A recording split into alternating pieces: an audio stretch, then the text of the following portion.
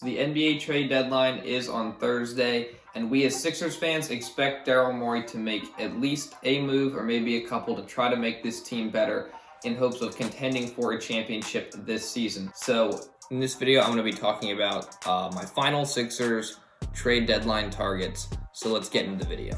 So one last announcement before we get into this video. I'm thinking of doing a live stream on Thursday from around 2:30 through the trade deadline at 3, just to get a reaction of potential trades the Sixers or other teams might do. So if you would want to join that or you would be there, let me know in the comments down below. And if you don't think I should do that, then just let me know as well.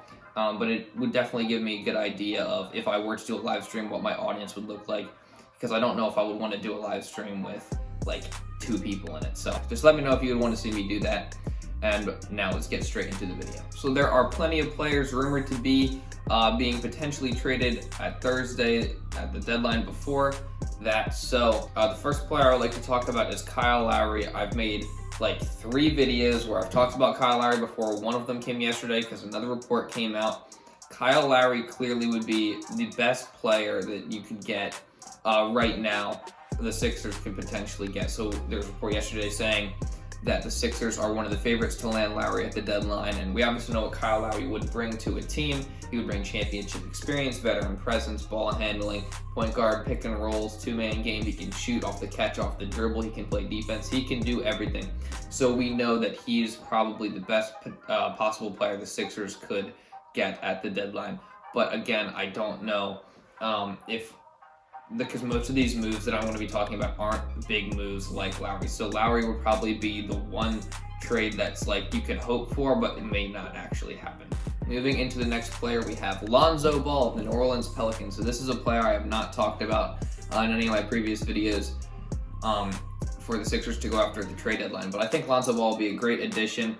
He'd be a great point guard option, whether that be off the bench or potentially in the starting lineup. He can really do everything as well. He's having a great year. He's averaging up to 14 points per game, which is a career high. And he's shooting 38% from 3, which is pretty high for just any player. But that's really good for Lonzo Ball, who we saw struggle with his shot potentially earlier in his career.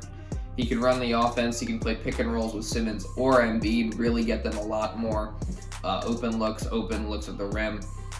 He can pass very, very well, and he can defend at a high level and at multiple positions. So Lonzo Ball would be another good potential addition to the Sixers team. So another player that you could look at potentially on the New Orleans Pelicans is JJ Redick. Now, I know a lot of Sixers fans, sometimes they maybe don't want JJ Redick because we know his lack of defense is a big issue, but I think that if you could get him on the buyout market, that's a very good addition to the team, because you could sign him for just a 1-year deal if you wanted to, or just the rest of the season, or you could go potentially however long you want. But the thing about JJ Redick is we know he can make big shots for the team, as he has before in the playoffs against the Heat, against Brooklyn, against multiple teams. JJ Redick has plenty of playoff experience as well. And we know that even though this year has been a down year for him, his shot is still there. He started the season, I think, shooting almost, was it below 30% from 3, and then he's worked it up to about 36%. That takes a lot of upward trajectory or upward, just better performances to get your percentage all the way up to that point for it starting from such a low spot. So you know JJ Redick can still shoot the basketball and just lose that ability. He's got veteran leadership as well, and he knows how to play with Simmons and Embiid because obviously he's played in Philadelphia for 2 years prior. So I do think he would be a good addition off the bench because you don't necessarily need him to play all these minutes in the playoffs because you go down to like an 8 or 9 man rotation when it comes to that time, and he could just come in and play like a spark plug shooter off the bench, or you could like play him potential like late game situations on offense only and then sub him out for defense. So I don't think his lack of defense would hurt us too much. Moving into the next player that could be a really good catch and shoot 3-point shooting player for the Sixers is Wayne Ellington of the Detroit Pistons. I would love to add Wayne Ellington potentially with the trade or even on the buyout market as well. So Wayne Ellington this year is shooting 42% from 3, which is very, very high, very good. You obviously can see that Wayne Ellington is a good shooter, and he can get his shot from anywhere, not particularly off the dribble, but he can run around screens and create a lot of action on offense, like JJ Redick did with his time in Philadelphia. Just causing defenses to have to move and follow him, run around screens, run in transition, get a lot of open looks, and he could be a big difference for this team, potentially off the bench or even in certain situations. If he had to start, he could do that as well. So one of the Sixers' needs at the deadline is a backup point guard / ball handler. So I have 3 players in a row here that I'm going to talk about that all fit that. So the first one is George Hill. He'd be a great backup point guard option. He's a veteran. He's been to the Eastern Conference Finals multiple times. He's been to the NBA Finals once. He knows what it would take to win. He's been in those situations before, and he's just a very good veteran in this league. He can run the offense, run pick and rolls late in games if you need him to, or obviously he doesn't even need to play late game situation, but if you needed him to run a pick and roll at the end, he could. With Simmons and Embiid, he'd get them a lot more open looks. He's a solid passer, and he can score the ball when needed in limited minutes, and he can shoot the ball well from 3, and that's all you really ask of a backup point guard, is to just do those things. So another player that could fill in that backup point guard role is Patty Mills of the San Antonio Spurs. So Patty Mills is a little bit different than George Hill, but also really very similar in the sense that, like, they're both veterans. They both have been to the finals. I think Patty Mills has won NBA championship, and he has that veteran experience. They would both bring that to the locker room, but Patty Mills is a better 3-point shooter than George Hill, and he's a little bit kind of a different type of guard. So he can run around screens and do things that JJ Redick or Wayne Ellington could potentially do, and get open 3-point shots in that aspect, in that way. And that could be a really big boost to the bench as well. He's also on the older side, so that would maybe not need as much to bring him in, but he could be a good veteran presence. But Patty Mills would definitely be a good addition because he can also run the offense, ball handle, and he can score when needed as well. So moving into the next player, I have Delon Wright, who again would be another great backup point guard option. He plays for the Pistons right now. He's having a career year, and he's a very good all-around player. He can shoot solid from 3. He can handle the ball, run the offense, get in pick and rolls, like I said, with these other players. He's different from Patty Mills. I'd say he's more similar to George Hill. He's not quite as much of a veteran as those other 2 guys, like as much experience as those other 2 guys in big situations, but he can still be a good, solid all-around player at the backup point guard spot. And he's no slouch on defense as well. We know that you need a player off the bench that can score, run the offense, and defend, so that would be a very good addition to the Sixers. Another low-key, kind of underrated player that I just want to talk about briefly is Tony Snell. You could probably add him for pretty cheap, and Tony Snell is a player that I don't think gets as much playing time, but would just be a great shooter off the bench. He's shooting 56% from 3 this season, albeit on only 2.6 attempts per game. But if you're shooting at 56% from 3 at all this far into this season, that shows that you are consistent and you can play in that role. So if he got more attempts per game, you might see that percentage drop a bit, but it would still be a solid percentage because if you shoot 56% from 3, you can clearly shoot the basketball. So he would be another good addition for the Sixers, who are in desperate need of shooting. Another player the Sixers could potentially look to add at the deadline, although this one is more unrealistic, is Victor Oladipo. So Victor Oladipo is on the Rockets, and the Rockets are clear sellers at the deadline.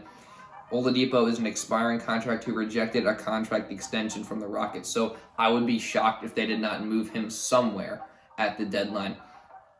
But if Oladipo would come to the Sixers, he would add just a scorer that can score anywhere on the court. He would add another, like a 4th star-ish caliber player that could play alongside Simmons, Embiid, and Harris and form that big 4 sort of thing. And he can shoot the 3, obviously, and he can just do everything on the court offensively. The thing to consider with him, though, is that you don't want to give up too much for him because he could potentially leave after this season. So maybe you just wait until free agency and try to sign him then.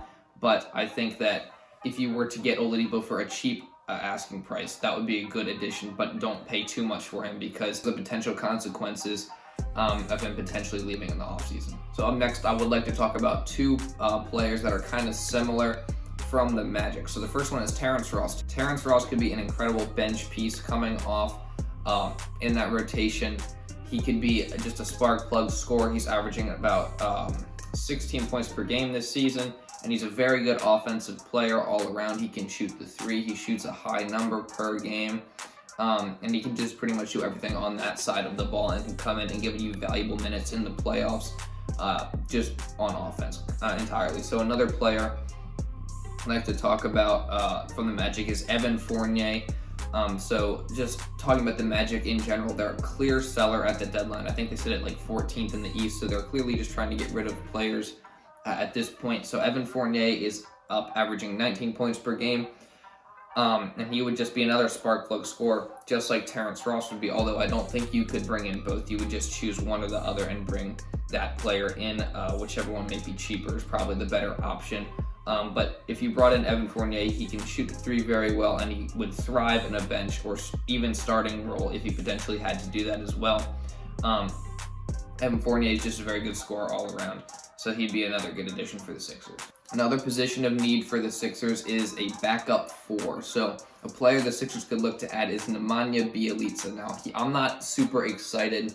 I wouldn't be super excited if they added Bialitsa, but I do understand that he could be a valuable piece come playoff time. I understand that although he is having a down year in shooting from three, he can still be a valuable shooter come playoff time, hopefully, because his career suggests that he would get that percentage back up to around the high 30s to low 40s, because that's what he's typically been in his career. This year, he's been in and out of the rotation, so that's a bit inconsistent for him, and maybe he just needs a change of scenery. So if you brought him to the Sixers, he could fill in that backup four spot and hit the three-pointer very well and just score off the bench an additional few points that we need each and every night come playoff time. So another player that would also fill in that backup four spot is Rudy Gay from the San Antonio Spurs. So Rudy Gay is up there in age, but he's still a quality player. He can score when he's needed. I think he's averaging around 11 points per game this season, and he can shoot the three well, which with all these players, you see a theme that they can all hit the three-point shot well, which is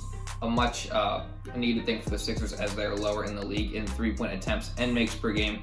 So definitely adding a player that can score and also hit the three is a very valuable addition for the Sixers. So Rudy Gay, I think, is shooting 39% from three this season, which is very good, and he can just come in and score off the bench very well and give you valuable minutes in limited time. So another player that I think would be a great addition to the Sixers, this is the final player I'm going to talk about, by the way. So this is Norman Powell from the Toronto Raptors, and Norman Powell would be a great addition in my opinion, whether that's off the bench or starting.